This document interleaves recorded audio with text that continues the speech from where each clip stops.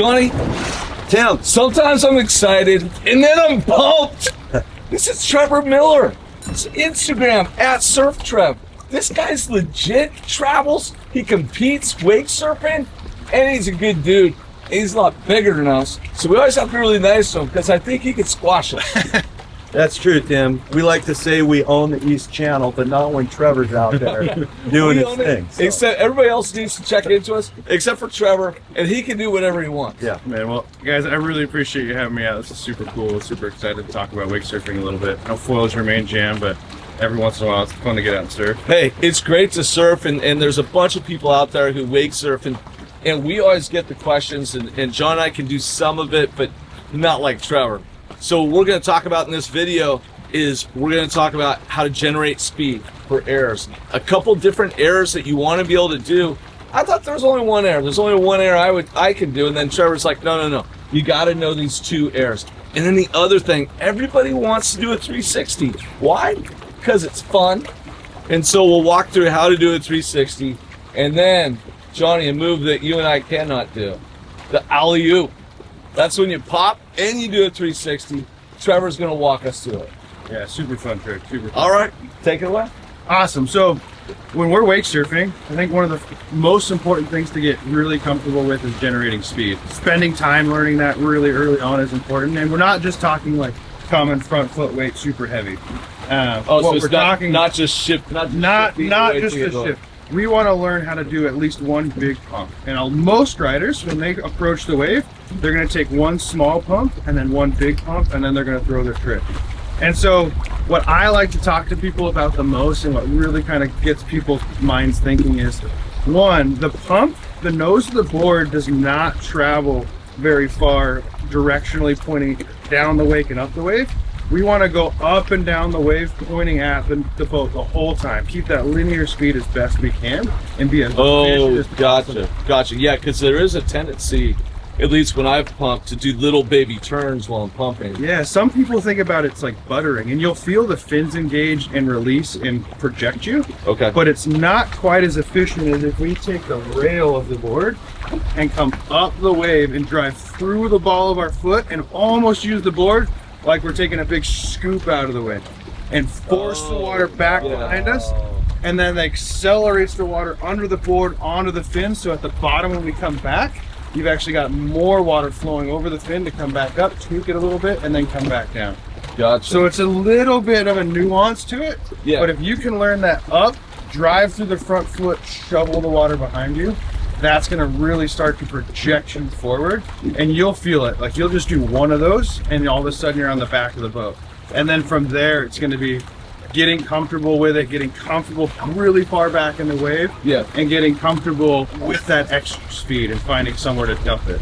Okay. As you're learning it, the easiest way is to dump it, right? So don't panic, right? Because you're gonna be flying. So you're not gonna land on the swim step. Yeah, you're not gonna land on the swim step. Just carve off the wave, right? You can turn this thing into a big, super styly bottom turn if you want to. Now that you've got all this speed. So you have all this speed running at the boat. Take a bottom turn and then come back up just to shed it. Just to shed it, right? Yeah. And that's not necessarily how we're gonna do the air, but just to shed it.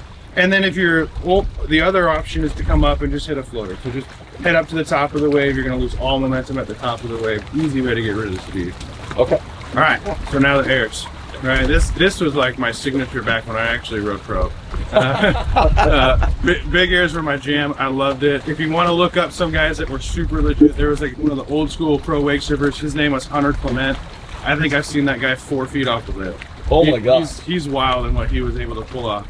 So in wake surfing, we really have like 2 key airs that we need to learn. The typical air would be a pump, the little pump, the big pump, and you come up and you allow the board to take a slight bottom turn, and you really project the board up the face, and you get really tall at the top of the wave and pull those legs high, and that allows us to kind of open up.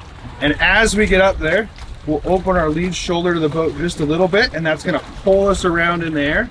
And so we can land on the transition slightly pointed down the way. Okay. When you do that move, so you're doing a little pump, you're doing a big pump, you're coming up the face of the wave. Like if the face of the wave is here, and this is the peak and this is the bottom, how far down this wave are you going before you explode out? So I really don't want to get down into the flats at all. Okay. I'm going to come right to the transition and come right back up.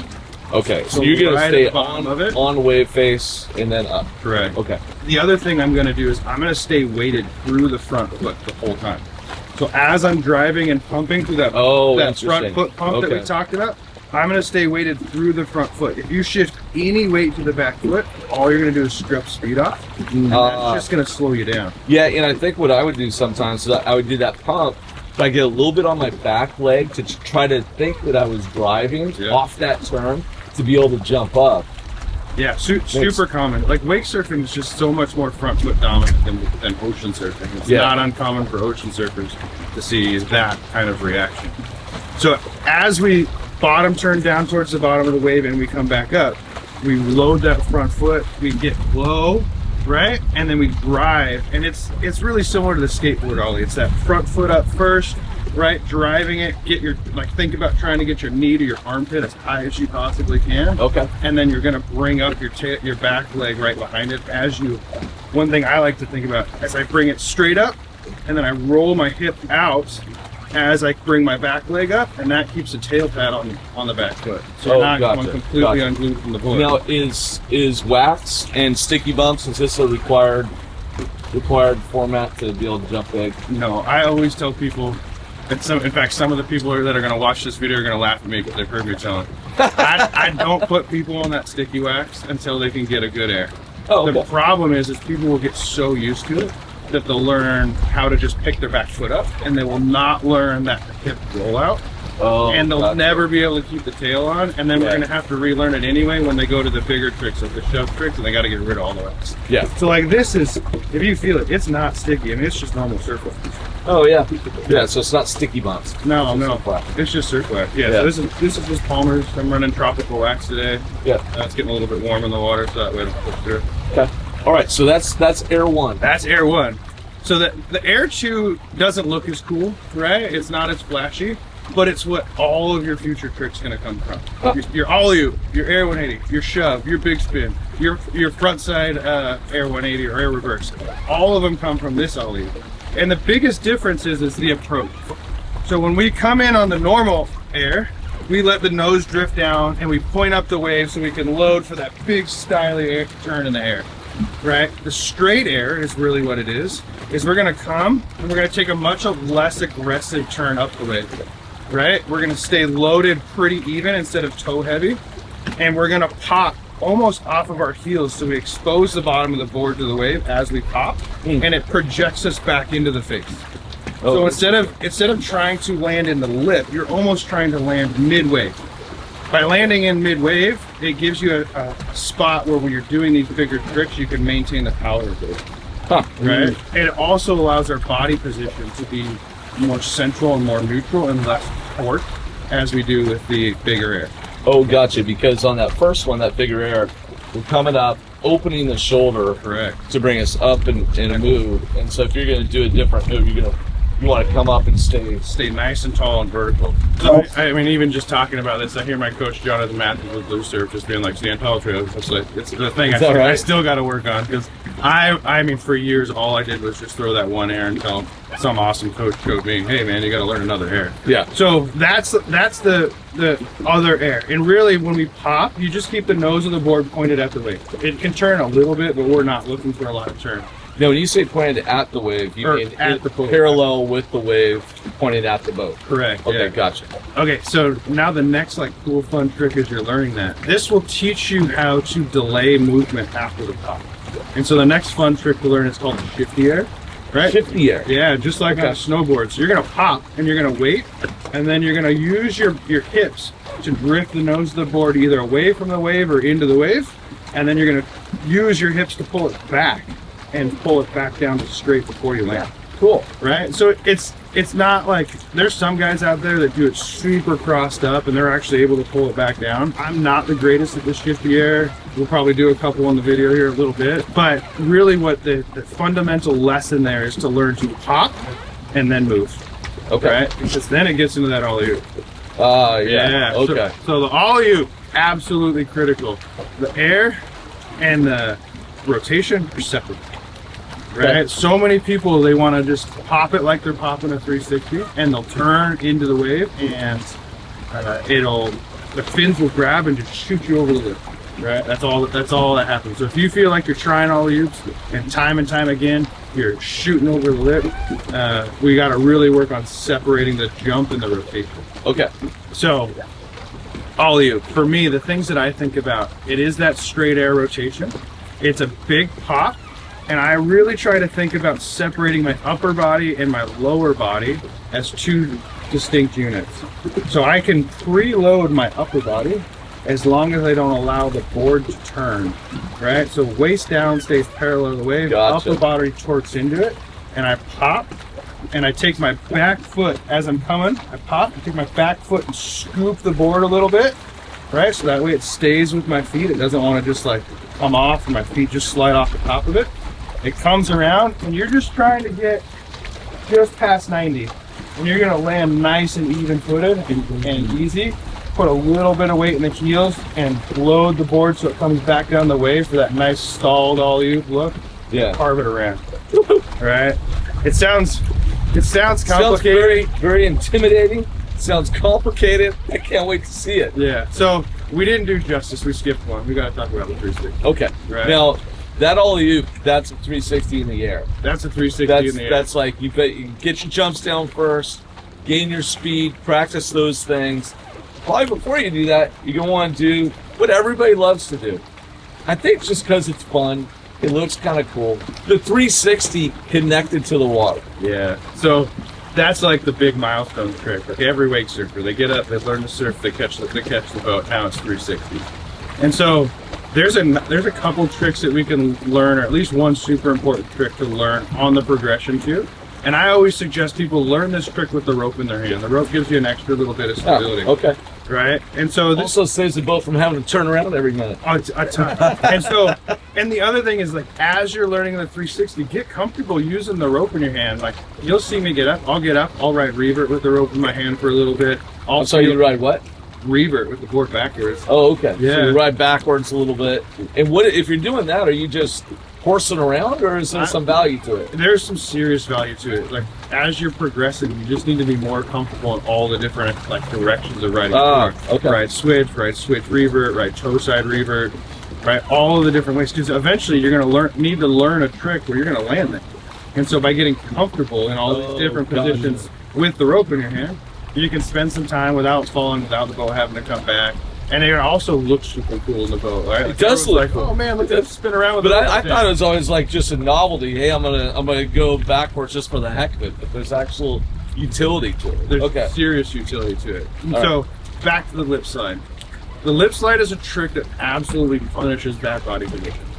So if you're leaned over too far, if you're leaned back too far, you're gonna find out real quick. It's gonna diagnose that. Now, is a lip slide what I would think of as a floater? You're kind of getting the board sideways and skidding on the wave up top.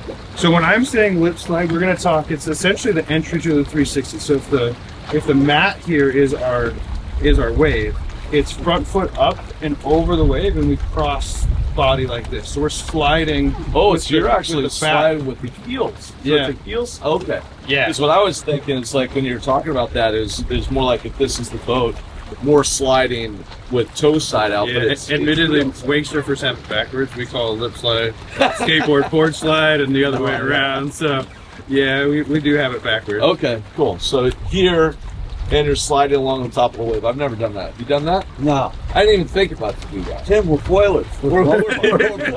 But John, we used to be wake surfers. We did. We just didn't know what the hell we were doing. Yeah. Yeah. Okay, so the precursor, do that slide, heels forward. Yep. Okay. And so, what I suggest is rope in the hand. First time you try this, put so much weight on your back foot that rope's just nice and tight. There should be no slack in the rope at all. Okay. And that's going to help us understand the back foot pressure required to get big surf style fins to break loose. This is less of a requirement for the skim riders, definitely 100% mandatory for the surf style riders. Gotcha. This rotation happens centered around the center of the fin, not the center of the body line. So I'm pivoting on the center line of my back foot. I'm not pivoting on the center of my body line. Oh, that makes interesting. sense. Interesting. Yeah. So back foot heavy weight gets us that weight on the back foot so we can pivot around it and just simply work towards bringing the front foot up the wave and crossing it and bringing it back down. Okay. The up the wave is the easy part. The down the wave is where you're going to find out if you have bad body position. Yeah. Most people, what's going to happen is they're going to come here, they're going to drop their chest. As soon as they drop their chest and come down, it just goes out from underneath. Yeah. We got to have enough upright body position to hold that toe side rail in the wave and drag it down the wave face. Makes sense. Right? So that's the lip slide. Once you have the lip slide with the tight rope, we're going to do it with a loose rope. Right now, you're just using the loose rope in order to get the reps in. And what you're looking for is the spot on the wave where you can stay in a steep enough location on the wave, still execute bringing the nose back down, and not lose any ground at the same time. Okay. So you'll come in with just a little bit of speed, no big pumps like the air pumps, just maybe one small pump, two small pumps, come up, lip slide, and then bring it back down. And once you're comfortable with the rope, doing it, not losing ground, feeling like you maintain slack the whole time, get rid of the rope. Try it one or two more times with there. Now, for the 360. Really, you've done everything at this point for a 360. You've established where on the wave you need to be doing it so you don't lose ground. You've established the entry to the 360, which is where this trick is made or lost. And you're able to maintain speed throughout the whole trip. So all we do is we turn our head into it. You hit a lip slide, you turn your head this way and you come around, you be patient, right? Because it's going to kind of happen slower than you realize. And you found that part on the wave. See, it's very, I'm learning. Yeah. I'm learning here. Because I always, when I go to the 360, I would come in and think it was about as much about like putting my hand down to help me rotate. Yeah, now the hand is an awesome tool, right? I don't want to discredit the tool. The lip slide entry to it is definitely a great thing. As I work with people when I'm doing coaching, I watch for the need for the hand. If you're really struggling to get around, even with doing the lip slide and just turning your head, definitely incorporate the hand. But the key to the hand is the hand enters the water behind the back knee for a surf style 360. Okay. That, again, allows us to wait far enough back that it gets us the rotation. Oh, interesting. Because I think that's probably why I have variability in that. Is I'm just putting my hand wherever. Yeah. So if you're coming down the face, you're saying that hand gets planted further back to help pull you around. Yeah, like 3 to 6 inches behind the back knee would be the ideal location. And it's not a big reef. You should be close enough to the wave where you can just reach out and grab it. Yeah. But that's definitely what you're looking for with that hand grab.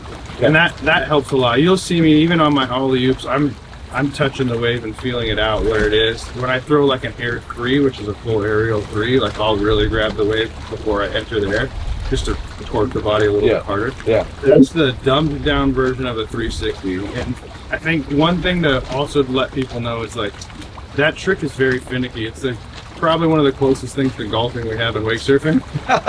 In that everything's got to go kind of just right. And don't be discouraged if you lose it for a little bit. You go out one day, you hit 10, the next day you hit none. Just keep doing it, keep trying it. It'll become more consistent, and keep looking for ways to make it more fun and more stylish. Like stalled 360s, kind of stick and revert for a second before you come around. Oh, interesting. Right? Yeah. There's other ways to do it. Surf style 3s where you go way up the wave and come back down and control it. Skimmier 3s where you stay really low on the wave the whole time are all variations of the 360 that we can do, or comboing it. In competition runs, we see a lot of people doing like big grabbed air directly into a 360 with no cool pause between the two. Yeah. Wow. You don't have to get there immediately, but something to look for. If you want to check out more Trevor, it's at SurfTrev on Instagram. We're going to go ride now, and we're going to shoot footage of all these things. It's going to be awesome. Trevor, thank you so much. I feel like I've learned a bunch just being here. Through osmosis, being next to Trevor, I feel like I'm a better wake surfer already. Tim, I want to get out there and surf now. I know, right? But the problem is I'm a little intimidated. You know? I mean, there's a lot of technicality. There is. We should come back and re-embrace the wake surfing world a little bit, Johnny. There you go. We're foiling too much. Can you foil too much? You know, I think as long as you're on the water, it's going to be good. I have a hypothesis. And that is, the better we would get at wake surfing with these tricks, and I can't wait till Trevor starts doing these things on foil, the better we're going to be doing a couple different things on foil. You're right. You know, and I think as we explore different things like fin position and you know, doing slides the opposite way than how I usually do slides. I usually come up and do like a slide on the ridge and then I come back down. Yeah. I think it's going to open up some different things when we're going through and carving through it. But that's for another day, another time. Trevor, thank you so much. Please subscribe to the YouTube channel. Check out the cool stuff Trevor does. Sign up for our newsletter. We have a newsletter now.